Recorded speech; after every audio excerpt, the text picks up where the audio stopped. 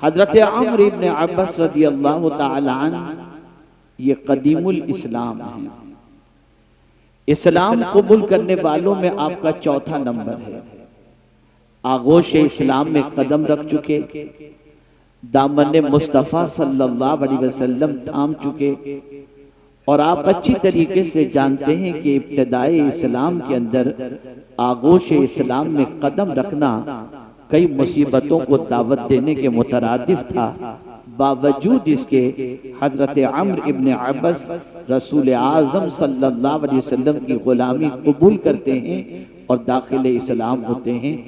दाखिल इस्लाम होने के बाद कुछ अरसा गुजरा कि रहमत आलम सल्लल्लाहु अलैहि वसल्लम की शबो रोज की काविशों को वो महसूस करते हैं कि रहमत आलम सल्लल्लाहु अलैहि वसल्लम सुबह निकलते हैं और लोगों को दावत देते हैं और शाम लौटते हैं तो थके हुए होते हैं, लफ्जों के तीर चलते हैं, कभी पत्थर बरसाए जाते हैं, कभी कांटे बिछाए जाते हैं, कभी फपकियां कसी जाती हैं और न जाने किस किस तरीके से कल्बे मुस्तफ़ा सल्लल्लाहु अलैहि वसल्लम को अजियत पहुंचाई जाती है। हजरत अम्र इब्न अब्बास इस मंजर को देखते थे। हजरत अम्र इब्न अब्बास रदियल्लाहु ताला अन्हु इस्लाम कबूल करने के बाद पूछते हैं, मम मअका अला हाज़ल अम्र, या रसूल अल्लाह सल्लल्लाहु अलैहि वसल्लम, ये जो दीन का काम आप कर रहे हैं तो इस दीन के काम करने में आपके साथ कौन कौन है? तो अल्लाह के रसूल सल्लल्लाहु अलैहि वसल्लम ने फरमाया, हुर्रुन व अब्दुन, एक आजाद है और एक गुलाम है।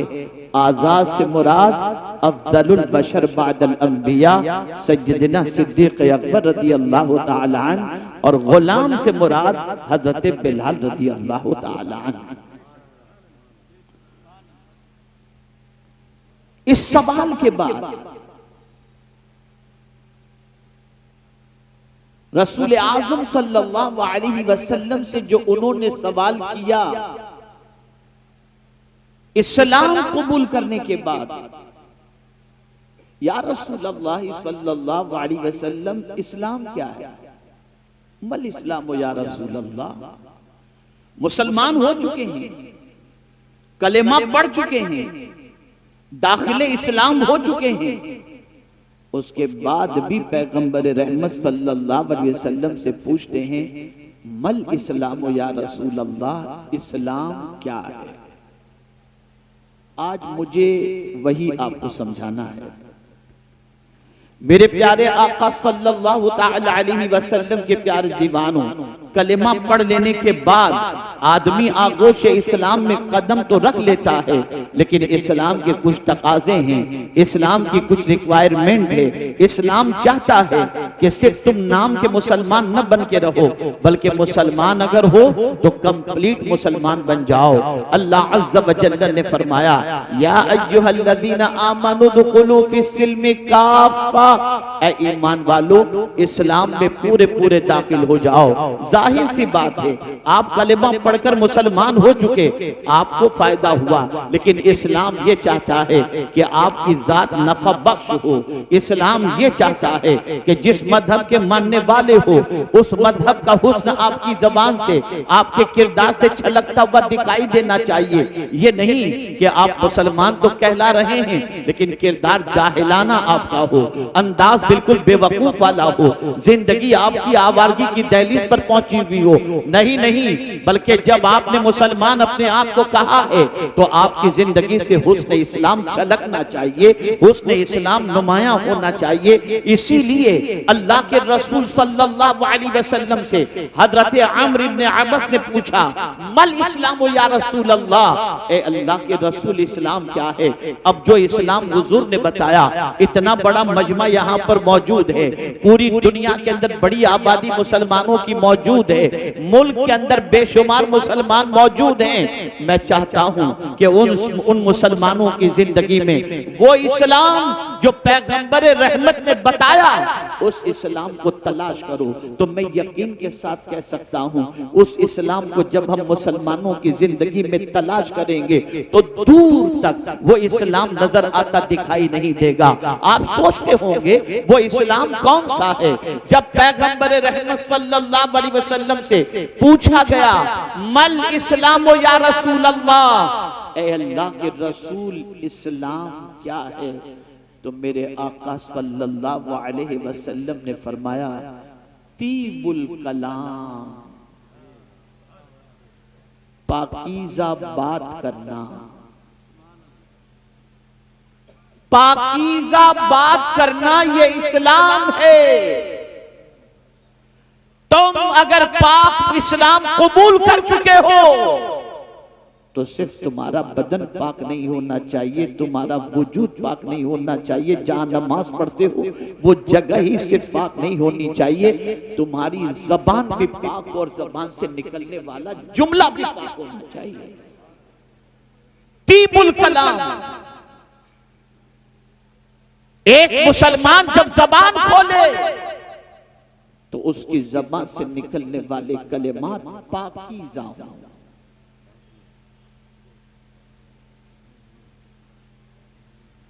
उसकी ज़बान से निकलने वाले कलिमात तय्यिबो ताहिर हों।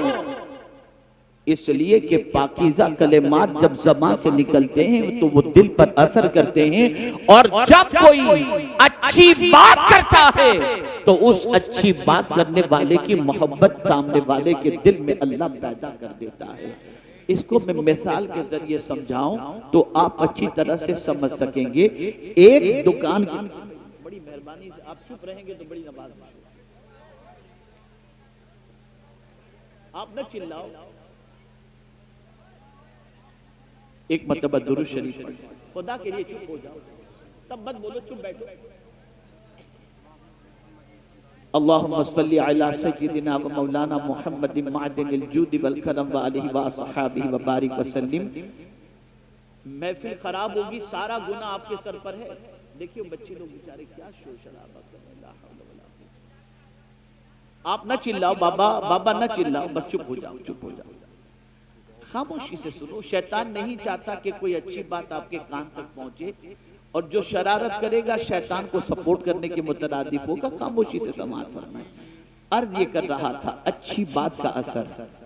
आप किसी दुकान पर सामान खरीदने के लिए गए, आपने एक पीस निकलवाया, नहीं यार ये अच्छा नहीं है, दूसरा बताओ, दूसरा निकलवाया, ये भी अच्छा नहीं है, तीसरा निकाला, और कोई डिजाइन हो तो बताओ, और कोई डिजाइन हो तो बताओ, और कोई आइटम हो तो बताओ।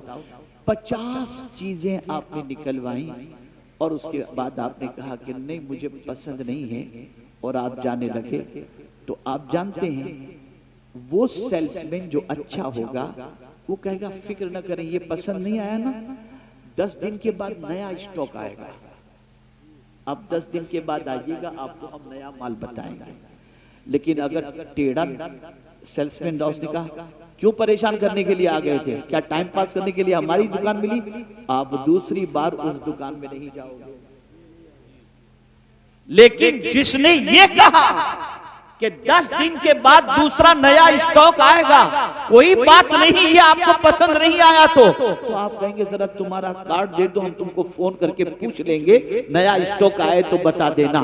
पता चला जब नरमी से कोई गुफ्तगू करता है तो उसकी मोहब्बत अल्लाह दिल में पैदा कर देता है, लोग उससे मोहब्बत करना शुरू कर देते हैं, उसके करीब जाना शुरू कर देते हैं। अल्लाह अकबर। डॉक्टरों को यही सिखाया जाता है, डॉक्टर को बात करने का लहजा सिखाया जाता है, बात करने का अंदाज सिखाया जाता है। इसीलिए मरीज जब किसी तबीब के पास जाता है और 1000 बड़ी बीमारी में गिरफ्तार हो, लेकिन तबीब कहते हैं आप फिक्र न करो, सब ठीक हो जाएगा, उसकी मुस्कुराहट से, मोहब्बत भरे जुमलों की बुनियाद पर बीमार की आधी बीमारी की छुट्टी हो जाया करती है। पता चला अच्छे कलाम की तासीर हुआ करती है। आप लोगों से मिलें और मिलते वक्त क्या करता है, इस तरीके से बात करेंगे, कोई आपसे दोबारा मिलने की ख्वाहिश नहीं रखेगा, लेकिन आप मिलेंगे, कब आए, कैसे हैं, घर वाले कैसे हैं, तो मुलाकात की तमन्ना पैदा होगी। या रसूल अल्लाह, आपकी अज़मतों पर कुर्बान, ऐसा ढंग हमें सिखा दिया कि दुनिया हमसे नफरत नहीं, हमसे मोहब्बत करे, लेकिन हम ही कम नसीब हैं कि आपके तरीके को छोड़कर नफ्स और शैतान की उकसाहटों के शिकार बन गए।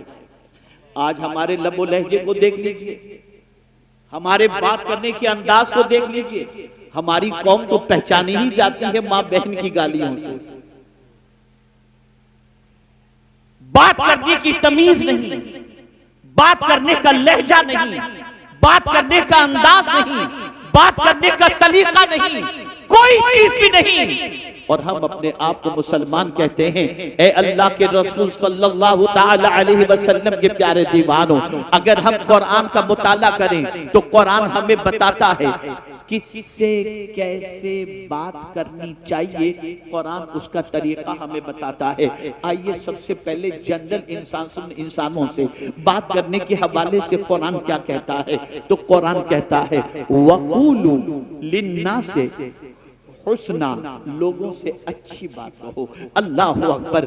जब भी बात करो तो अच्छी तरीके से बात करो, जब भी बात करो तो अच्छे अल्फाज इस्तेमाल किया करो, अच्छे लफ्जों का इंतखाब किया करो। लोग कहते हैं लफ्जों का क्या, जो चाहो बोल दो। नहीं नहीं, लफ्जों की ताकत होती है, लफ्जों की कुव्वत होती है, अल्फाज बड़े मानी रखते हैं, अल्फाज की बड़ी ताकत होती है। मेरे प्यारे आका सल्लल्लाहु अलैहि वसल्लम के प्यारे दीवानों, कुफ्र की वादियों के अंदर पूरी जिंदगी गुजारने वाला शख्स अगर जिंदगी की आखिरी सांस के वक्त कलिमा तैयबा पढ़ ले, एक कलिमे की बुनियाद पर जिंदगी के कुफ्र के सारे गुनाह अल्लाह माफ फरमा देता है और वो जन्नत का हकदार बन जाता है। एक कलिमे की बुनियाद पर जो उसने ज़बान से अदा किया, उसका कुफ्र भी मिटा और उसके गुनाह भी मिट गए। और 60 साल शादी की जिंदगी के गुजर चुके हैं और बड़ी अच्छी जिंदगी गुजर रही है, लेकिन अगर गुस्से में आने के बाद शौहर ने सिर्फ 3 लफ्ज अपनी बीवी को कह दिए, तलाक तलाक तलाक, तो जिंदगी के लिए वो हराम हो जाया करती है। पता चला लफ्जों को मामूली न समझो, ज़बान से निकलने वाले अल्फाज को हल्का न समझो, अल्फाज की बड़ी कीमत होती है। अगर ये कीमत न होगी तो कभी बुखारी शरीफ की आखिरी हदीस के अंदर ये कहना आता कि कलिमतान खफीफतान अल्लाह कलिमतान हबीबतान इलर रहमान खफीफतान अलल लिसान सकीलतान अलल मीज़ान। आप जरा सोचो तो सही, सुब्हानल्लाहि व बिहम्दिही सुब्हानल्लाहिल अज़ीम अगर कोई पढ़ ले तो ये कलिमात ऐसे हैं जो रहमान को महबूब हैं, मीज़ान पर वज़नी हैं, ज़बान पर हल्के हैं। पता चला कलिमात की ताकत होती है, अल्फाज की ताकत होती है। कुरान कहता है मा यल्फिज़ु मिन कौलिन इल्ला लदैहि रक़ीबुन अतीद, हर लफ्ज हमारा नोट किया जाता है, हर लफ्ज हमारा लिखा जाता है, हर लफ्ज हमारा महफूज किया जाता है। मेरे प्यारे आका सल्लल्लाहु अलैहि वसल्लम के प्यारे दीवानों, आप जरा देखें, जनरल इंसानों से बात करनी हो तो कुरान कहता है वक़ूलु लिन्नासि हुस्ना, लोगों से अच्छी बात कहो। और खुद हुजूर से फरमाया वक़ुल लिइबादी यक़ूलु लती हिया अहसन, मेरे महबूब मेरे बंदों से कह दो जब भी बोले तो अच्छी बात हो।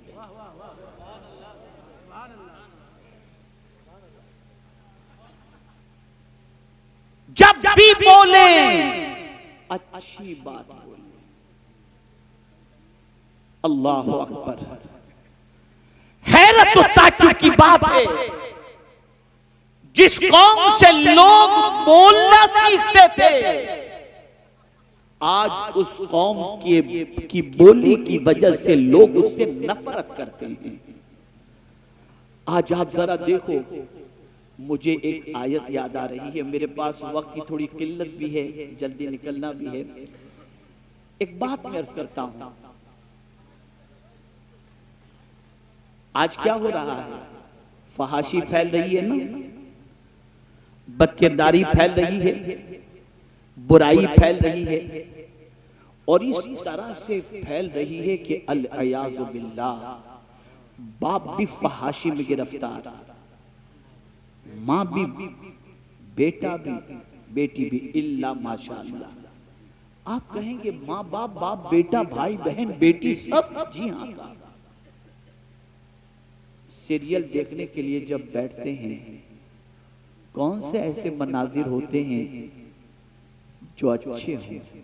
माँ भी देख रही है, बेटी भी देख रही है, बेटा भी देख रहा है, बहू भी देख रही है।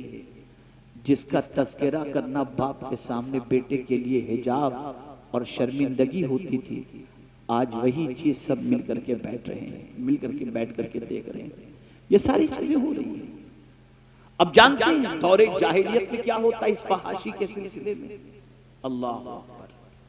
जब उस दौर के अंदर लोगों से कहा जाता कि फहश काम ना करो, ये बेहयाई है, बेहयाई से बचो, फहाशी से बचो, तो कुरान कहता है कि जो उन्होंने कहा था, मेरे वो भाई जो बाप बन चुके हैं या मुस्तकबिल में शादी के बाद बाप बनने वाले हैं, कुरान की इस आयत को पेश नजर रखें।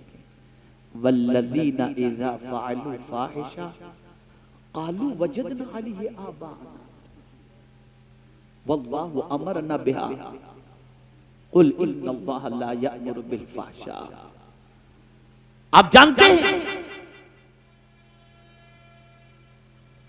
जब बेहयाई करने वालों से कहा गया कि तुम क्या कर रहे हो, ये बेहयाई है, तो जवाब में वो बच्चे क्या कहते थे मालूम है? कालू वजदना अलैहि आबाना, हमने हमारे माँ बाप को ऐसा ही देखा। आज का बाप अगर बेटे के सामने बेहयाई करे, आज की मां बेटे के साथ बैठकर गंदी पिक्चर देखे या सीरियल देखे और उसके बाद बच्चे को बेहयाई से रोकने के लिए जब कहेगी, तो कुरान ने पहले ही कह दिया कि दौरे जाहिलियत में जो कहा जाता था, आज का बेटा वही कहेगा। मुझे याद है मेरे एक दोस्त ने मुझसे कहा, मेरे बेटा आउट ऑफ ट्रैक जा रहा है, हजरत जरा उसे समझाइए। मैंने कोशिश की और मैंने समझाने की भरपूर मेहनत की। कुछ दिनों के बाद आप जानते हैं मेरे दोस्त ने मुझसे कहा, हजरत अब इसको मत समझाइएगा, छोड़ दीजिए उसके हाल पर। मैंने कहा क्यों, क्या हुआ, किसी दिन अल्लाह तौफीक दे देगा। कहा नहीं। एक दिन मैं अपने बेटे से कहा, बेटा तू जो कर रहा है वो सही नहीं है। तो मेरे बेटे ने मुझे जवाब में कहा, अब्बा जब आप मेरी उम्र के थे तो क्या करते थे? आज जो लोग बदकिरदारी से अपने दामन को दागदार करके ये तसव्वुर करते हैं कि हम अपनी जिंदगी को ऐशो मौज के अंदर गुजारें, ये उम्र है हमारी, कल तुम्हारी औलाद अल्लाह न करे गलत रास्ते पर जाने के बाद ये न कहे कि हम तो वही कर रहे हैं जो हमारे बाप ने किया था। आज गालियां विरासत में मिल रही हैं, आज चिल्लम चिल्ली विरासत में मिल रही है, आज बदतमीजी विरासत में मिल रही है, आज घर घर के झगड़े विरासत में मिल रहे हैं। ये सारी चीजें घरों से निकल कर आती हैं और फिर उसके बाद वही सोसाइटी में फैलती चली जाती हैं। ए रसूल गिरामी वकार सल्लल्लाहु अलैहि वसल्लम के दीवानों, तो याद रखो कुरान कह रहा है लोगों से जब भी बात करो तो अच्छी बात करो।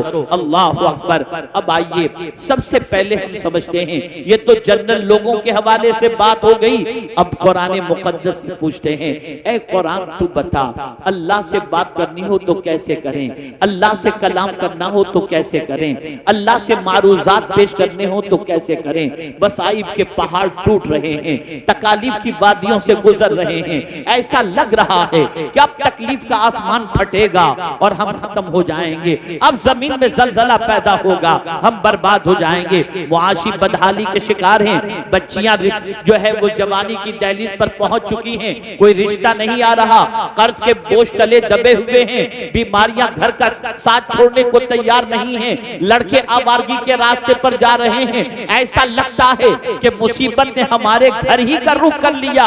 इस तरीके से जब इंसान गिरफ्तार होता है तो क्या करता है, अल्लाह की बारगाह में माद अल्लाह कहता है, क्या मौला मेरा ही घर तुझे मिला था, मैं नमाज पढ़ता हूँ, मैं रोजे रखता हूँ, मैं गुनाह से बचता हूँ, मैं हराम काम नहीं करता, फिर भी मेरे घर के दरवाजे पर ये तकालीफ दस्तक देती हैं। ये वो इंसान कहेगा जो इंसान कुरान की रोशनी में अल्लाह से बात करने का तरीका नहीं जानता। आइए मैं आपको बताऊं, हजरत अय्यूब अलैहिस्सलाम पर मुसीबतों का कौन सा पहाड़ नहीं टूटा। सारे बच्चे शहीद हो गए, सारे मकानात गिर गए, सारी जायदाद खत्म हो गई, सारे मवेशी खत्म हो गए। हजरत अय्यूब अलैहिस्सलाम अपनी बीवी के साथ रवाना हो गए। बीवी ने मर्ज के अंदर गिरफ्तार देखा, अर्ज करने लगी, ऐ मेरे सरताज, आप अल्लाह के नबी हैं, बारगाहे समदियत में दुआ करेंगे, मुसीबत टल जाएगी, सेहत नसीब हो जाएगी, आप अल्लाह की बारगाह में दुआ कर दीजिए। अल्लाह अकबर। अल्लाह के फरिश्तादा पैगंबर हजरत अय्यूब अलैहिस्सलातु वस्सलाम जरूर ये कह सकते थे, मौला मैं तेरा नबी हूँ, तेरा बंदा हूँ, ऐ मेरे करीम ये जो परेशानियां मुझे छू रही हैं या लग गई हैं या आ गई हैं, मौला इसे दूर फरमा दे। नहीं नहीं, अंदाज सिखाते हैं कि अल्लाह के बंदो तुम्हें तकलीफ जब आ जाए, जब मुसीबतें तुम्हारे दरवाजे पर दस्तक दें और जब तुम परेशानियों में घिर जाओ तो तुम्हारी जबान से अल्लाह की बारगाह में कैसे कलेमात निकलने चाहिए। अल्लाह अकबर। हजरत अय्यूब अलैहिस्सलातु वस्सलाम ऐसी तकलीफ में कि बच्चे, माल, जायदाद सब कुछ खत्म होने के बावजूद भी जब अल्लाह की बारगाह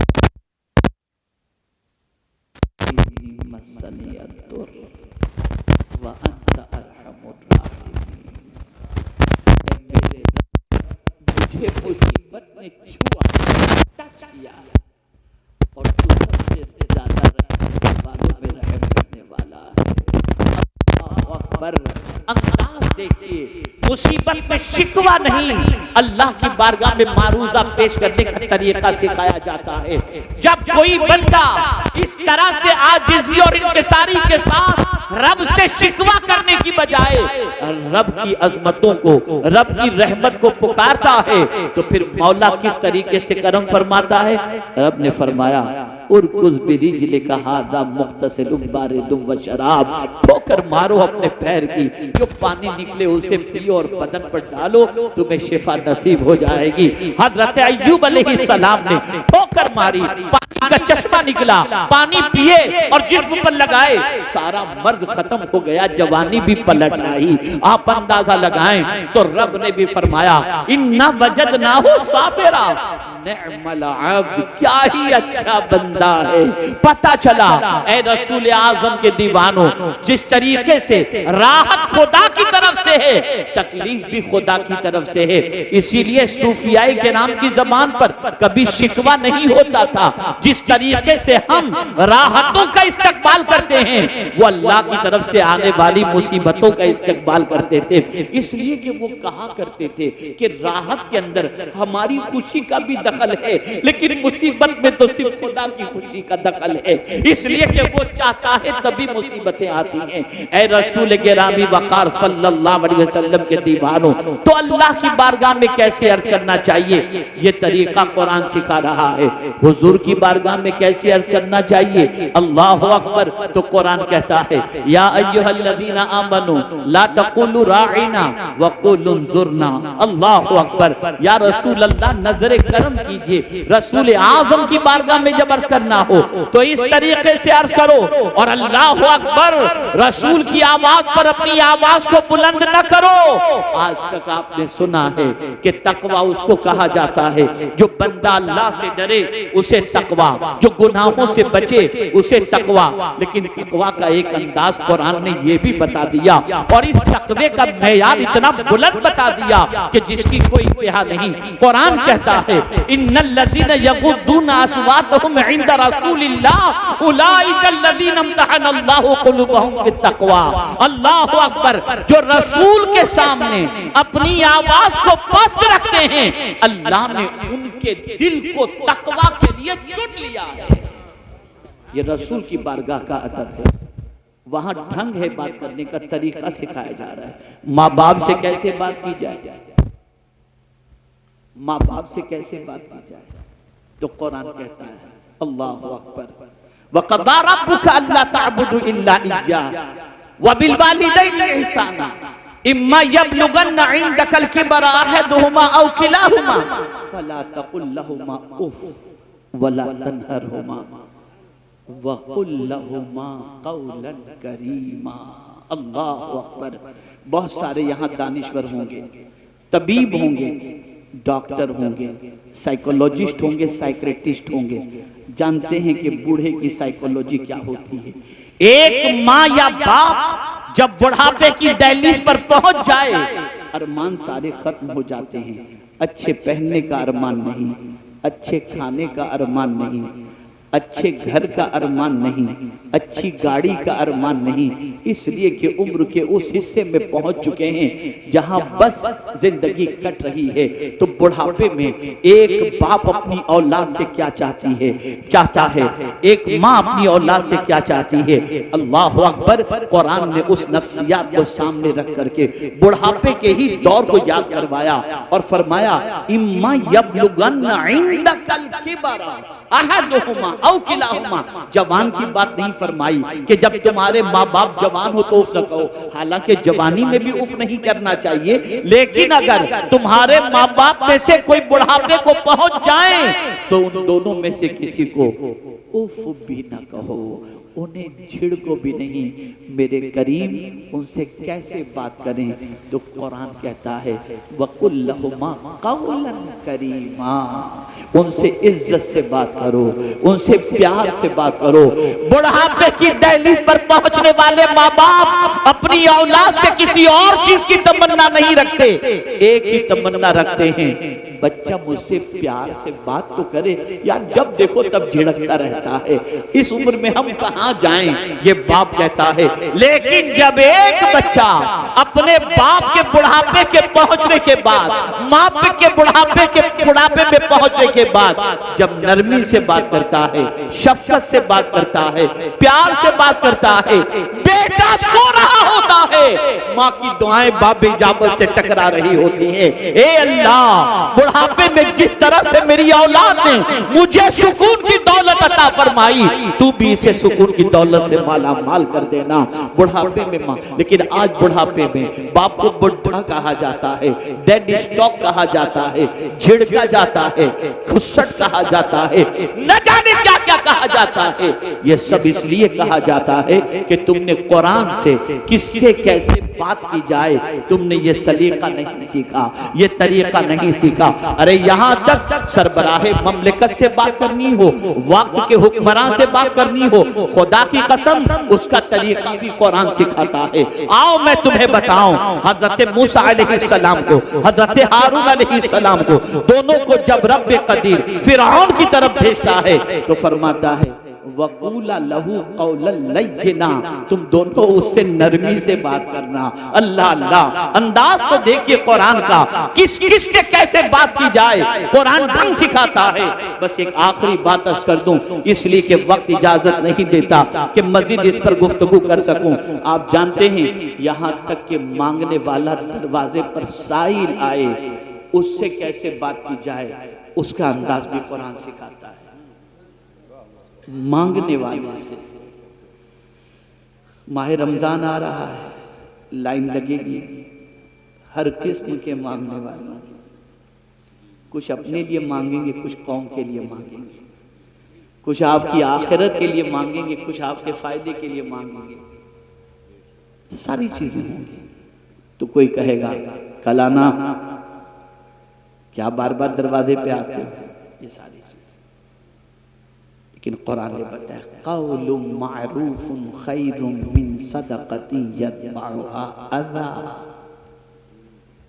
कोई मांगने वाला अगर तुम्हारे दरवाजे पर आए और तुम दो भी और उसका दिल भी दुखाओ और कहो तुझे कोई और दरवाजा नहीं मिलता, जब देखो तब आकर के मेरे दरवाजे पे खड़ा रहता है, ले चल जा। कुरान कहता है इससे बेहतर था, इस देने से बेहतर था कि तू इतना कह देता आगे कहीं, और आप देख लीजिए, मुझे माजरत मेरी कबूल कर लीजिए, अच्छी बात कह के उसको रुखसत कर देता। ये तेरा अच्छी बात करना उस देने से बेहतर है जिससे उसका दिल टूट जाए। ये कुरान सिखा रहा है, ये कुरान। बात करने का शौक भी बहुत शौक होता है, बात करते ही रहते, करते कुछ भी नहीं, बोलते ही रहते, बोलते ही रहते। क्या बोले, बस एक हदीस। और मैं आपसे फिर अर्ज करूंगा, आज तक रस्मी तौर पर जलसों में आने के आप आदी रहे, अब रस्म से निकलो, सीखने की गरज से आओ, निकलने की गरज से आओ, सुनकर अमल की गरज से आओ। हजरत फुज़ैल बिन अयाज़ अलैहि जब शहर के अंदर एक अजीम खतीब खिताबत के लिए तशरीफ लाए, अपनी माँ से इजाज़त लेते हैं, माँ मुझे इजाज़त दे ताकि मैं जाकर के उस खतीब का पैगाम सुनाऊं। लेकिन क्यों सुनने जा रहे हो? माँ बहुत अच्छे खतीब हैं, बहुत अच्छी गुफ्तगू करते हैं, इसलिए सुनने जा रहा हूँ। कहा नहीं बेटे, इसलिए मत जाओ, जानना है तो इस नीयत से जाओ कि जो कुछ भी वो नसीहत करेंगे उस पर अमल करोगे। अगर ये नीयत तुम्हारी नहीं रही तो सीख कर आने पर अमल न करने की बुनियाद पर अल्लाह तुम्हें दोहरे गुनाह के अंदर गिरफ्तार फरमाएगा। हमने ये नीयत ही नहीं की। आप क्या समझते हैं ये महफिलें मामूली महफिलें? यही महफिलें हैं जिन महफिलों में जिंदगियां बदलती हैं। लेकिन हम आते हैं, बेवुजू आ गए, ऐसे ही आ गए, चलो जाते हैं, चलो देखते हैं, चलो घूमते हैं, चलो ये करते हैं, चलो वो करते हैं, बाकी कुछ भी नहीं। इसलिए कोरे आते हैं, कोरे चले जाते हैं। आकाए करीम सल्लल्लाहु अलैहि वसल्लम ने इरशाद फरमाया, जो शख्स, इस हदीस को हमेशा के लिए ज़हन में महफूज कर लो, जो शख्स अल्लाह और यौमे आखिरत पर ईमान रखता हो, उसे चाहिए कि अच्छी बात करे वरना चुप रहे। ये हुजूर का इरशाद है। और रसूल आज़म सल्लल्लाहु अलैहि वसल्लम ने इरशाद फरमाया, जो शख्स अपनी जबान और शर्मगाह की हिफाजत का जिम्मा ले, मैं उसकी शफाअत का जिम्मा लेता हूं। ये है जबान। दो चीजें याद आ गई असर की गुफ्तगू का। एक चीज, इबादत में लज्जत नहीं मिलती। नमाज पढ़ते हैं, चलते कुछ पता ही नहीं चला। इसको मैं समझाऊंगा तो आप समझ जाएंगे आज के दौर के एतबार से। कैसे समझेंगे? खाना खा रहे हैं, किसी का फोन आ गया, बात भी करने खा रहे, क्या खाया पता ही नहीं चला,